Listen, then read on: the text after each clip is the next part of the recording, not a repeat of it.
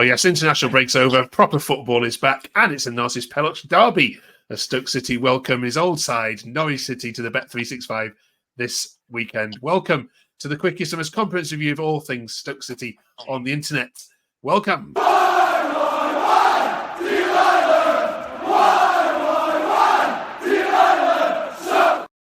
We've got Dan and Carl back on Where Potters Walk. Yes, Norwich City in town. And if Pelops knows anything about any side, it's going to be this one. You looking forward to this one, Dan?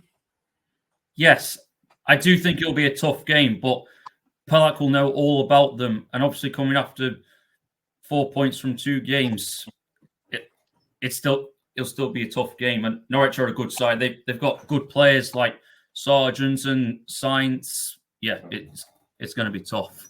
Yeah, they thrashed Hull City 4-0 last time, Carl. So if Hull thrashed you and they thrashed Hull, aren't you in for a thrashing? You never know which Stoke's going to turn up, do you?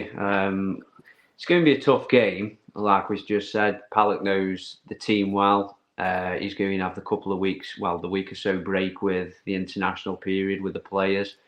So hopefully he gets a good game plan in, drills the players. So these are the sorts of games you want, aren't they? The ones that you thrive on when you're playing the top teams or the promotion chasing teams. So hopefully we're up a game for it. All right, let's have a look then at the side that started the game at Swansea. Dan, what changes would you make if you were the manager ahead of this huge game against Norwich?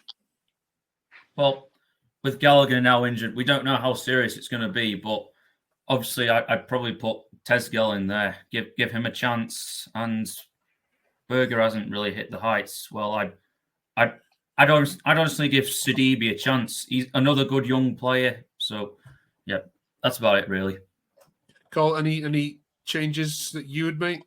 Yeah, same as what Dan said. I don't think Berger's been the player what we were expecting or hoping. Obviously, he does hopefully finds that form soon, but I'd like to give young Sol Sidibe a go. And obviously, we've got to assess where Gallagher's at with his injury.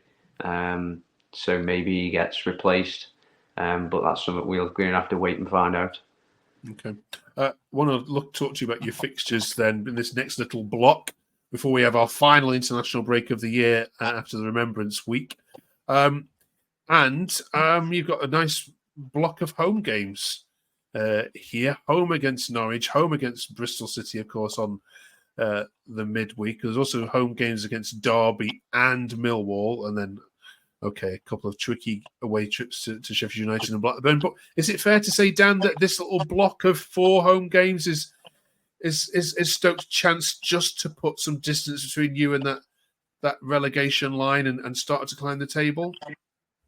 Yeah, it's weird because usually I've seen in the past we do very well against the good teams and really bad against the teams near the bottom. So I do think Sheffield United will be the toughest game because it's away and obviously that they're on form. If they didn't have that points deduction, they would be top. I just noticed that. So yeah, Blackburn away as well. Another good team. I predicted them to struggle this season, but credit to them. They've been good this season, and I'd be worried about them. Carl, how many points do you expect to see out of 18 following these 6 games? It's all predicting, isn't it, really? Obviously, your Derby at home, there's no disrespect to Derby and Millwall. They are the teams that are going to be in and around us, so you need to try and pick up maximum points there. Obviously, a point would be nice against Norwich and Sheffield United away. I've got them down for winning the league, so I'll give that one a miss. So, yeah, I don't know, really. It's the games where we're playing the teams in and around us, you won't be picking up maximum points if possible. Okay, all right. Fair enough then. We're going to ask you, because it's 10 games now after you've played Norwich, and you're allowed to predict after 10 games, aren't we? So I want your renewed predictions for where Stoke are going to finish, and you two can drop them in the comments below. Dan, you can go first. Where will Stoke finish based on what you've seen in the last couple of games? It's a difficult one because we're a very inconsistent team, and we've always been in the bottom half ever since relegation from the Premier League. But for now, I think I'd be happy with a top half finish. But I think, I don't know, I'm going to say either 13th or 14th, something like that. All right, okay. You need to finish higher than 14th. Come on, that's the still, whole thing, isn't it? I'm still not that confident though, because a lot of managers have failed, and it's going to take time, obviously.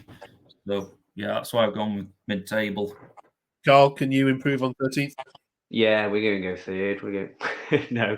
No. I'll put my beer down. Realistically, top half would be great, but yeah, I was going to say 14th. To be honest with you, I think it's going to take time for the players get used to what he wants, and then we're going to have the old thing of they're not his players. So January we'll have some fresh faces in. So yeah, 12th to 14th, I think this season, realistically, hopefully. All right. Okay. All right. Cheers, you two. We'll see you the other side of the Norwich City game. We'll review that, and also, of course, looking ahead, of course, to the next one, which will be Sheffield United, as well as we head into winter, which, having been to the Bet365, it's gonna be a very, very cold place for many teams to come. I certainly know that. Thank you very much for watching. Drop a subscribe, drop a like if you haven't done already, and we'll see you very soon.